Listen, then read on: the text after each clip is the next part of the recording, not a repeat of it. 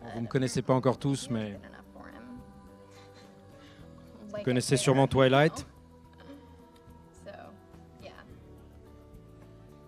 Alors, je ne sais pas si Octave est encore dans la salle, mais voilà, Octave, je vais te donner une opportunité de travailler sur un sujet qui est vraiment lié aux valeurs européennes. Alors, pour ceux qui n'ont pas encore reconnu, je vais vous en donner un deuxième, qui est un tout petit peu plus connu.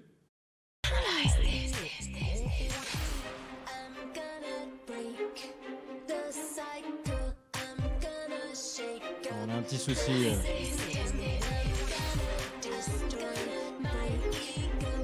Ça a été fait en 5 minutes.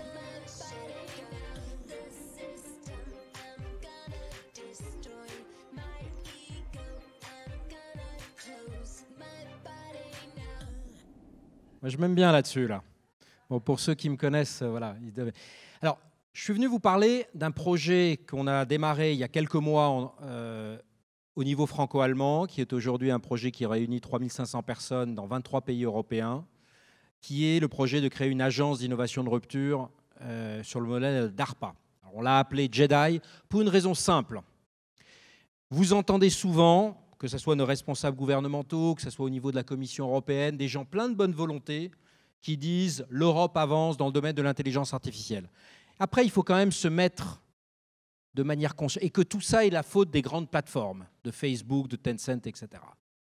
Un des problèmes qu'on a aujourd'hui en Europe, ce n'est pas que les Chinois ou les Américains nous veulent forcément du mal, c'est que nous-mêmes, nous ne sommes pas forcément capables d'avoir une approche unifiée. Ça, c'est toutes les stratégies d'intelligence artificielle. Donc, il ne faut pas s'étonner si dans 2 ans, on aura grande difficulté d'avoir des licornes européennes, puisqu'il y aura forcément chaque fois des marchés différents.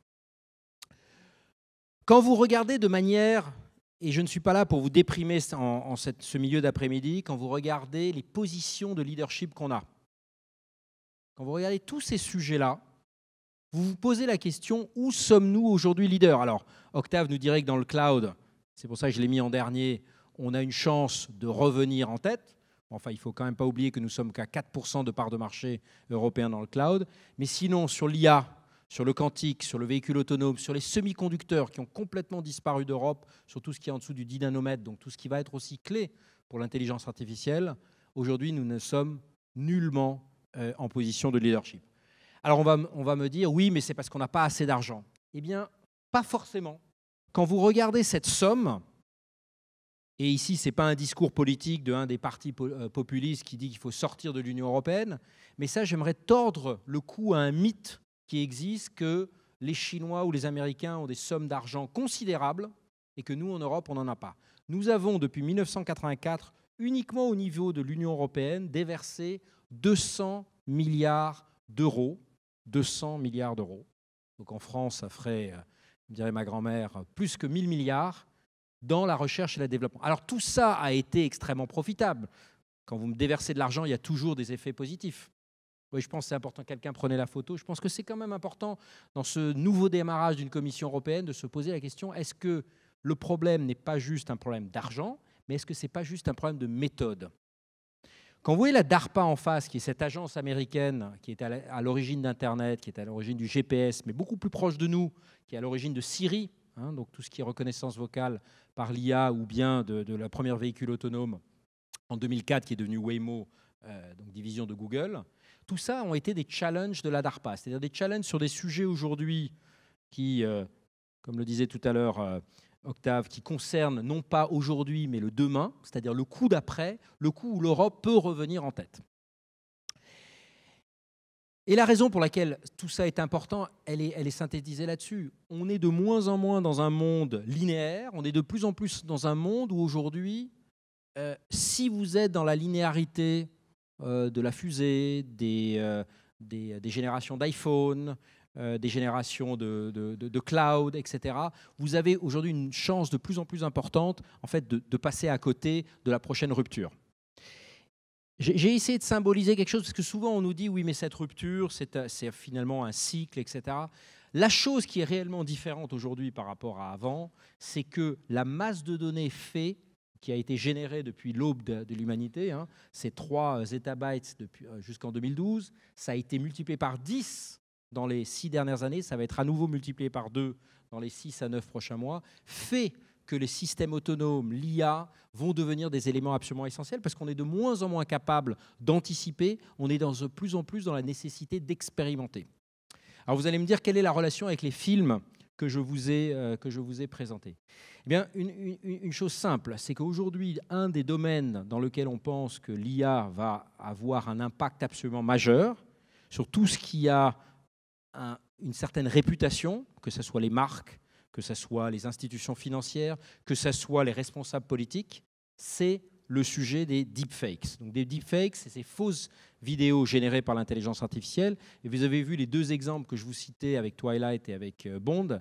Ce sont des applications qui aujourd'hui existent, notamment en Chine et en Russie, et qui permettent très simplement en fait, d'intervertir des visages sur des vidéos existantes. Aujourd'hui, ce qu'on voit de plus en plus, c'est se développer des vidéos qui, elles, sont totalement originales, qui n'ont jamais existé, et qui aujourd'hui sont on est dans l'incapacité complète de déterminer si oui ou non ces vidéos sont fausses. Et alors imaginez l'impact. Imaginez si demain, vous avez le patron d'une grande banque qui est pris dans une vidéo en train de dire à un de ses collaborateurs en fait, la solvabilité de ma banque est extrêmement faible. Le lendemain, si cette vidéo a été suffisamment viralisée, ça aboutit à une réelle bank run, c'est-à-dire vraiment une course pour retirer, et ça peut mettre une institution financière à terre. Imagine une grande marque dont une de ses égéries dirait dans une fausse vidéo « j'utilise des tests sur les animaux », c'est un impact qui se compte en millions, voire en dizaines de millions d'euros immédiatement de capitalisation boursière. Imaginez en ce jour de grève une vidéo où on avait le président de la République ou le Premier ministre en train de dire finalement ces gilets jaunes, tout ça c'est leur faute, ce sont que des losers, etc.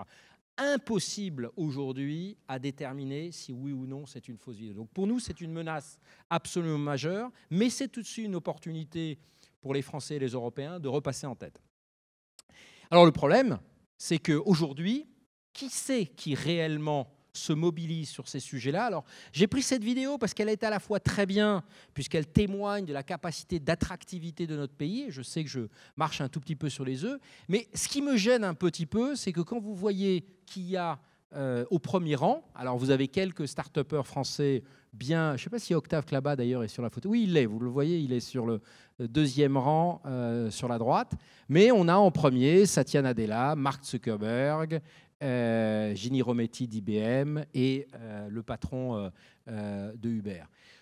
Le souci aujourd'hui, c'est que de plus en plus, ces grandes plateformes sont en train de déterminer les technologies de demain. Et dans le cas très précisément des deepfakes, ce qui va se passer dans les prochains jours, et je vous donne un tout petit peu l'avant-première à cette occasion-là, c'est que Facebook va annoncer, en ayant constitué une alliance tout à fait incroyable avec IBM, avec Amazon, avec Google et Microsoft, un challenge spécifiquement sur les deepfakes. C'est-à-dire qu'ils s'engagent de manière volontaire sur on va essayer de trouver des solutions technologiques pour identifier en temps réel quelles sont ces fausses vidéos.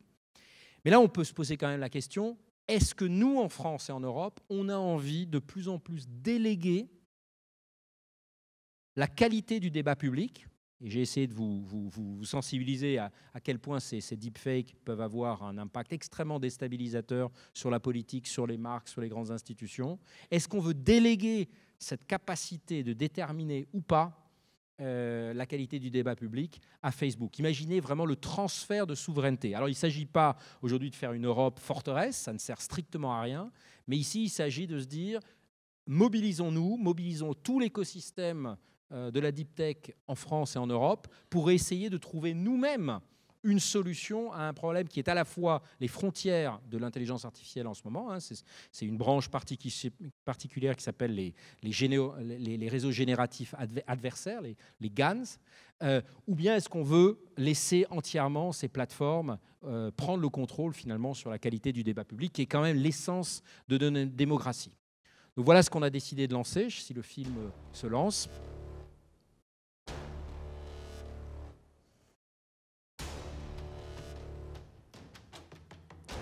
Quelques petits exemples de deepfakes qui ont été diffusés récemment.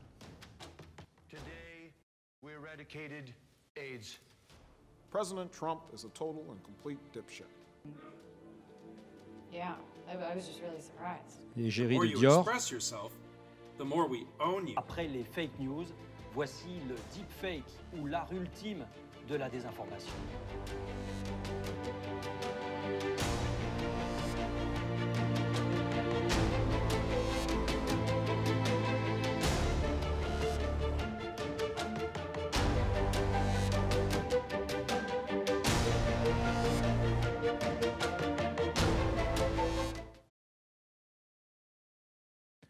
Voilà, donc je souhaitais vraiment partager ça avec vous parce qu'on va lancer ça dans les prochains jours. Facebook va probablement annoncer le sien également cette semaine ou la semaine prochaine.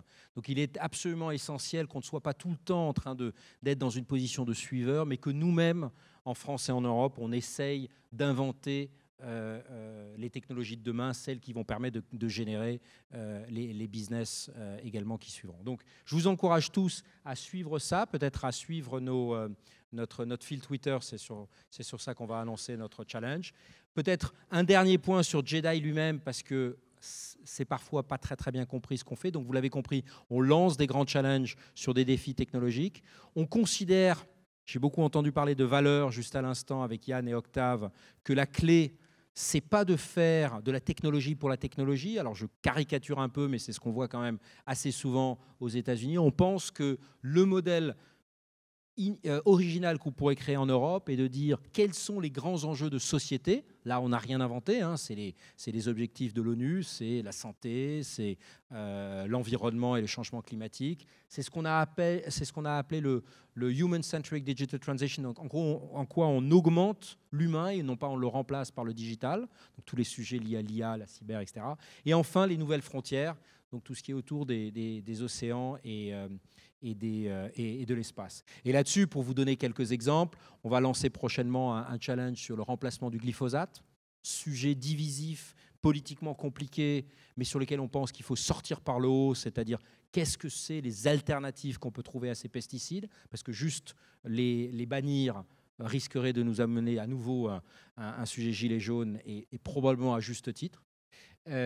Qu'est-ce qu'on peut faire dans le domaine de la santé? Comment est-ce qu'on peut, par exemple, développer des bases de données? Alors, c'est très bien d'essayer d'échanger des données entre différentes bases de données propriétaires. Est-ce qu'on peut travailler beaucoup plus dans le domaine de la cryptologie homomorphique? Est-ce que ça nous permettrait d'être fidèles à nos valeurs de vie privée européenne, mais quand même de faire travailler nos algorithmes sur des bases très importantes? Je vous ai donné l'exemple des deepfakes, qui est pour nous un des sujets d'IA clés. Un des autres sujets sur l'IA qu'on va lancer, c'est tout ce qui est autour de l'IA frugale, c'est-à-dire vous avez probablement entendu récemment à Montpellier, il y a eu une décision d'arrêter entièrement tout ce qui sont les sujets de reconnaissance faciale. Le problème, c'est que la reconnaissance faciale, on le voit bien quasiment au quotidien, est de plus en plus en train d'envahir notre vie et a une vraie utilité. Est-ce qu'on veut forcément mettre une cloche dessus, mais est-ce qu'on est prêt à accepter cette perte complète de vie privée? Est-ce qu'on est prêt à avoir des bases de données gigantesques avec des millions de visages? Donc là, un des challenges qu'on imagine lancer, c'est est-ce qu'on peut faire de la reconnaissance faciale, mais qui serait distribuée dans chacune des caméras? C'est-à-dire qu'il n'y aurait pas de base de données centralisée. Est-ce qu'on est capable de développer des algorithmes dans ce domaine-là? Et enfin, dans le domaine des océans, juste à titre d'exemple, on réfléchit à lancer un grand challenge sur le sujet des microplastiques dans les océans. Donc vous voyez, il y a beaucoup de gens qui font du greenwashing, il y a beaucoup de déclarations politiques. Nous, on a décidé de pousser les différents gouvernements européens et la Commission européenne à créer cette agence. Aujourd'hui, on voit qu'il y a beaucoup de mal du côté des institutions publiques qui voient ça plutôt avec bienveillance, mais à changer réellement de méthode. On reste encore dans des fonctionnements assez verticaux. Donc on a décidé de le créer depuis quelques mois à côté, en se basant sur l'écosystème de l'innovation, c'est-à-dire sur les acteurs de l'innovation, de faire ça également de manière distribuée, donc non de manière centralisée. Donc ce n'est pas à Paris, à Bruxelles ou à Berlin, mais c'est fait dans 23 hubs dans toute l'Europe. Et de lancer ces grands challenges, soit avec du financement de quelques pays européens, qui sont un petit peu plus avancés dans leur volonté de changer les choses, ou bien avec le financement de grandes fondations pour qui ces sujets de société sont des sujets absolument majeurs. Donc je vous encourage tous à suivre notre fil, parce que c'est là-dessus qu'on va annoncer les challenges, et surtout à y participer, parce que nous, notre objectif, c'est que ça ne soit uniquement l'excellence qui soit l'élément déterminant, pas la taille de la société. On a beaucoup parlé de confiance. Aujourd'hui, ce qu'on voit, c'est que dans les 200 milliards qui sont investis au niveau européen. Malheureusement, une très grande partie arrive quand même toujours à, on va dire, aux usual suspects, c'est-à-dire aux institutions qui ont l'habitude de répondre à ces appels à projets, etc. Nous, ce qui compte, c'est que ce soit un grand groupe, que ce soit une PME, que ce soit une start-up, que ce soit un centre de recherche, que ce soit uniquement l'excellence qui compte, et que si 50% des projets d'une certaine année viennent, par exemple, de Pologne, de Slovénie ou de France, eh bien, il faut qu'on ait le courage en Europe de dire c'est ça qu'il faut qu'on fasse et il faut qu'on mette le paquet sur les meilleurs et non pas de faire de la redistribution pour la redistribution. Je vous repasse ça c'est juste pour le plaisir de me revoir et j'espère vous revoir très vite sur des Challenge Jedi. Merci.